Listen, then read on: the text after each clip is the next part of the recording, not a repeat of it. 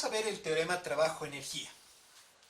Vamos a suponer un cuerpo de masa m sobre el cual estamos aplicando una fuerza F y adquiere un desplazamiento x. Como consecuencia, la aceleración también está en este sentido. Esto me permite reducir a mi problema a un caso muy específico donde la fuerza y el desplazamiento son paralelos. Entonces, esto básicamente se convierte en un problema escalar. Si la fuerza es constante, además tenemos otro caso especial, que la aceleración también es constante, lo cual vamos a utilizar enseguida. Multiplico esta expresión, la segunda ley de Newton, por izquierda y por derecha por el desplazamiento. Con lo que básicamente en el lado izquierdo obtengo el concepto de trabajo, relacionado directamente a la fuerza aplicada sobre este cuerpo. Por el otro lado tengo una expresión que la podemos reconocer del caso de cinemática donde la aceleración es constante. Me refiero a que si la aceleración es constante, entonces puedo utilizar esta expresión que relaciona a las velocidades. Velocidad final igual a la velocidad inicial al cuadrado más 2 veces la aceleración por el desplazamiento. Si reconocemos esta parte, es justamente lo que tenemos en nuestra expresión. Con lo que, reemplazando esto, después de haber despejado en esta expresión, tengo un medio de la masa por la velocidad final al cuadrado menos la velocidad inicial al cuadrado. Resulta que esto, en términos de las unidades, es comparativamente igual al trabajo. Y esta expresión aparece muchas veces en la naturaleza, por lo cual se define, en primer lugar, la energía siendo un medio de la masa por la velocidad al cuadrado. Posteriormente, a esto se le da un nombre extra y se le llama la energía cinética, debido a que está relacionado al movimiento del objeto que estamos analizando. Esta es una expresión bastante importante, lo cual obviamente nos va a llevar al teorema trabajo-energía. Pero tenemos un bemol en esta situación. Estoy considerando que la aceleración es constante. La pregunta que todo el mundo se hace es, ¿qué sucede si la aceleración no es constante? ¿Será que vamos a llegar exactamente a la misma expresión? Enseguida respondemos esta pregunta. Esta vez vamos a partir con el concepto diferencial del desplazamiento.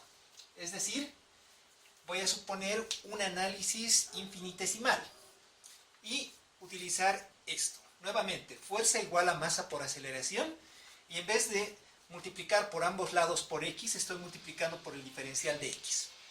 Lo que tengo a la izquierda es justamente el concepto del diferencial de trabajo, como tal.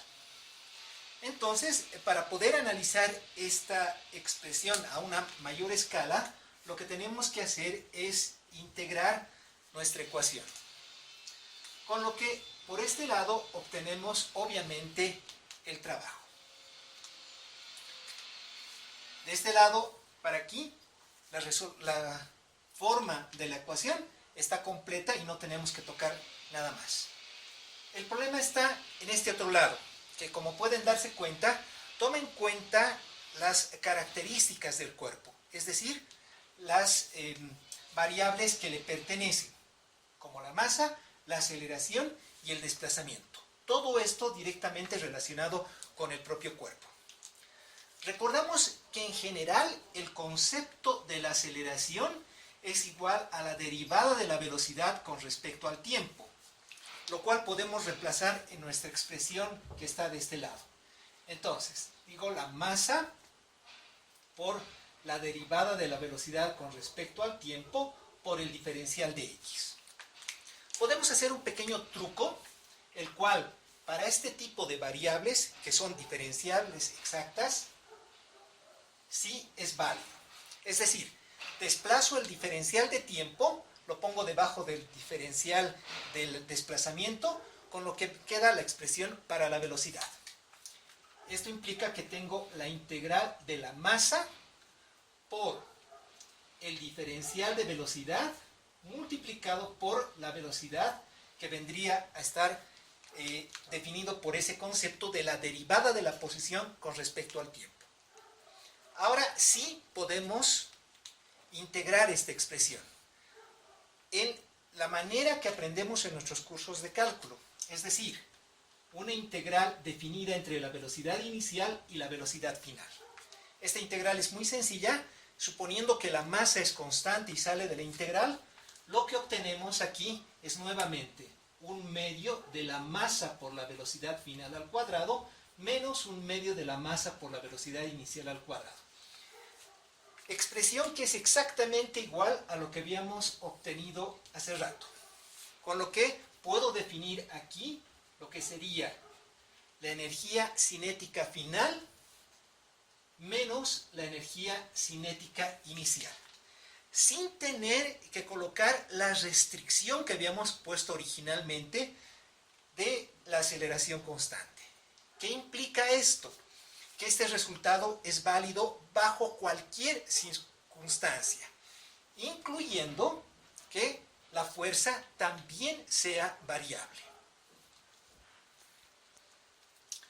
Las implicaciones que tenemos con esta expresión son bastante importantes y están básicamente al nivel de la ecuación de donde hemos partido, es decir, la segunda ley de Newton o segunda ley del movimiento, que, como habíamos visto en nuestra clase de recuperación, básicamente nos relaciona la causa con el efecto. Además, teníamos las partes externas, aquellas interacciones que tenía el cuerpo con agentes externos relacionados con el efecto que producían sobre la parte interna del cuerpo, es decir, lograr que la masa consiga una aceleración, las cuales podemos caracterizar, las cuales son variables de estado, al igual que la temperatura, la presión, etcétera, etcétera, etcétera. Si vemos nuevamente nuestra expresión arriba, tiene también implicaciones matemáticas muy importantes. Por el lado izquierdo hemos resuelto esto de una manera muy sencilla, es decir, simplemente he determinado lo que vendría a ser el concepto de trabajo, cuya integral me da simplemente esto que es trabajo, W, sin tener que integrar como nosotros estamos acostumbrados, como lo hacemos con nuestras variables que sí son diferenciales exactas, que se comportan de esta manera como aprendemos en cálculo. En cambio, por este lado, ustedes se han dado cuenta que tenemos necesariamente que colocar nuestras expresiones, nuestros límites de integración, y tenemos que tratar esto como tal, como diferenciales exactas. De otra manera, no las podríamos integrar, dándonos un resultado muy interesante. Tenemos dos expresiones que nos relacionan con un estado inicial y un estado final, a lo que hemos llamado justamente K inicial y K final, que vendrían a ser las energías. Nuevamente, estamos relacionando, si hablamos físicamente, de este lado, lo que es externo al cuerpo, con aquello que sí le pertenece al cuerpo, que es lo interno. Interacciones con las variables de estado. Otra vez, causa y efecto. Recordemos que el trabajo siempre está relacionado con la fuerza, por lo cual decimos trabajo realizado por una fuerza externa aplicado sobre nuestro sistema produce la variación de la energía cinética del movimiento. La implicación de esto es que va a modificar su estado de movimiento, el cual está caracterizado por una nueva variable de estado, que es justamente la energía.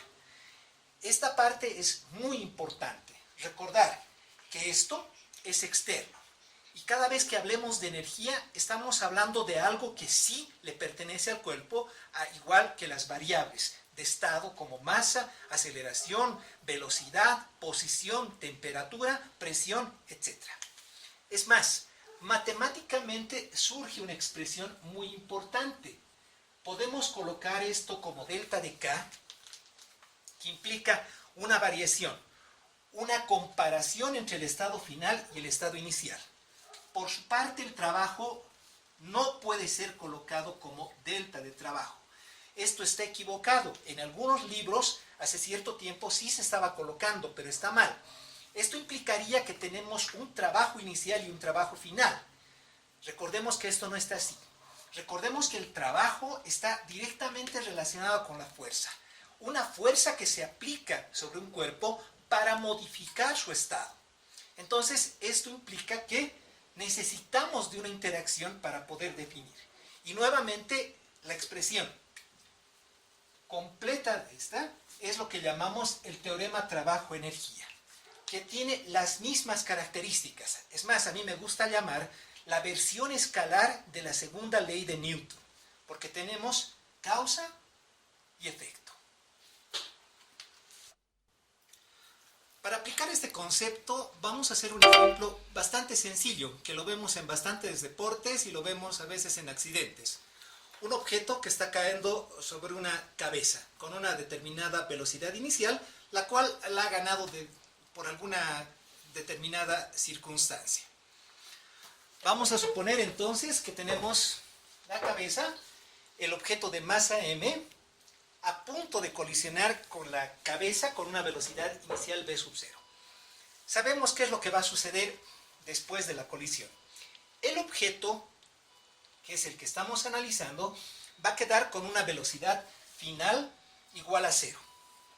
¿Qué implica? Que el objeto va a dejar de moverse y su energía cinética, de ahí viene el nombre, que está relacionada justamente con el movimiento, va a ser igual a 0. Para hacer unos números bastante sencillos, vamos a suponer una masa de 2 kilogramos, una velocidad inicial de 10 metros por segundo. Con esto calculamos la energía cinética, tenemos un medio de 2 kilogramos por 10 metros al segundo al cuadrado. Lo que implica, obviamente, que tenemos una energía cinética inicial previa al choque de 100 joules. Aplicamos nuestro teorema trabajo-energía para saber cuánto trabajo va a realizar la cabeza para detener al objeto. Entonces tenemos justamente una evaluación entre la energía cinética final y la energía cinética inicial. ¿Qué implica esto? Tenemos el trabajo igual a 0 menos 100 joules. Esto nos da un total de menos 100 joules necesarios para detener al objeto. El signo también es bastante importante. Nos sale una expresión negativa debido a que el objeto está cediendo energía. ¿Qué implica? El objeto se movía inicialmente y finalmente el objeto, debido al trabajo aplicado por parte de la cabeza hacia el objeto, queda completamente detenido, por lo cual ha perdido los 100 joules que tenía originalmente. Esta energía se está convirtiendo en trabajo aplicado sobre el objeto para poder detenerlo. Es muy importante. En caso que esto sea positivo, esto implica obviamente que esta expresión KF tendría que ser mayor a K inicial. En ese caso estaríamos realizando trabajo sobre el objeto para hacer que el objeto o bien se mueva desde el reposo o, si el objeto se estaba moviendo originalmente, incremente su velocidad.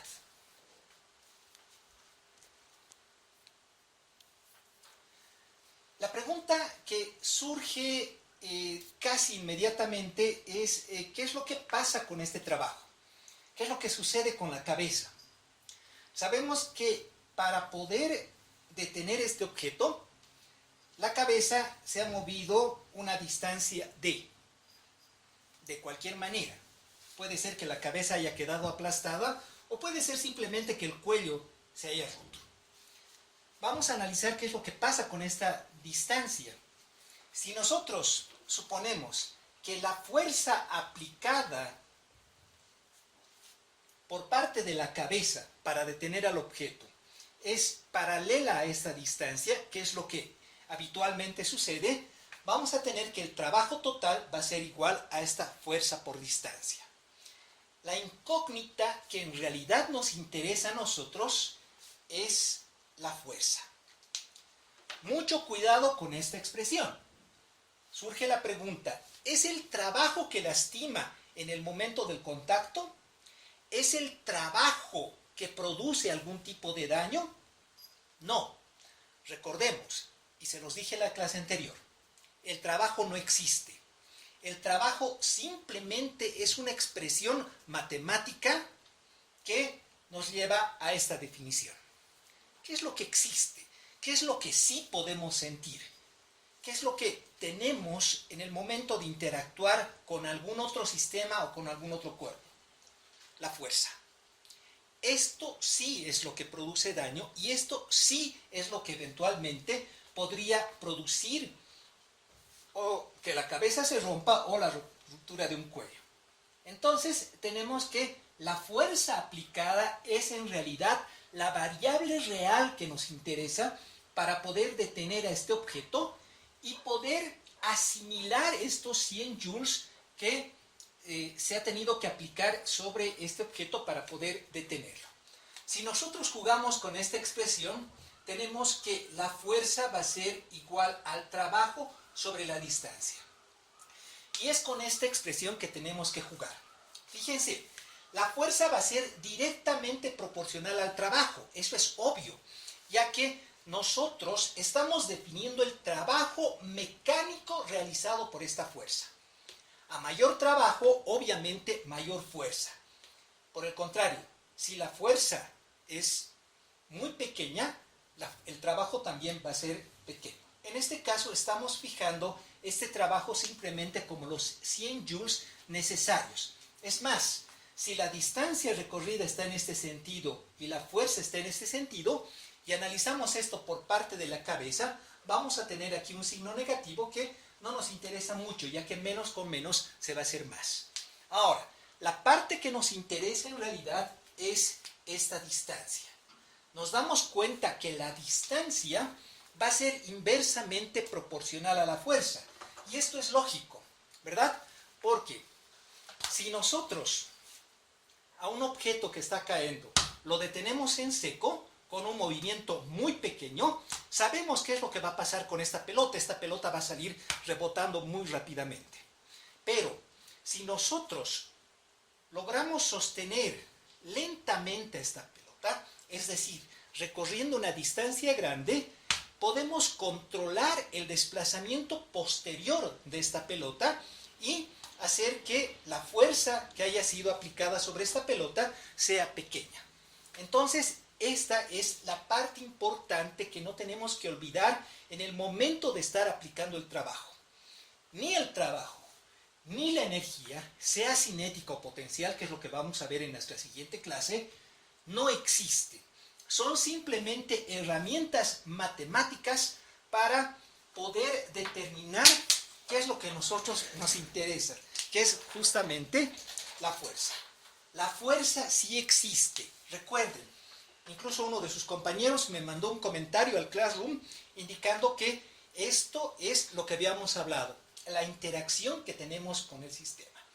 Recordemos que la fuerza entonces es proporcional al trabajo e inversamente proporcional a la distancia. Pueden jugar tranquilamente con este valor y decir cuánto necesitamos para producir menor daño o directamente. Si esta distancia es 1 milímetro, pueden calcular cuál es el daño que eventualmente produciría este objeto moviéndose a 10 metros por segundo, lo que equivale a 36 kilómetros por hora en una cabeza. Pero si logramos sostener al objeto lentamente, sabemos que el impacto va a ser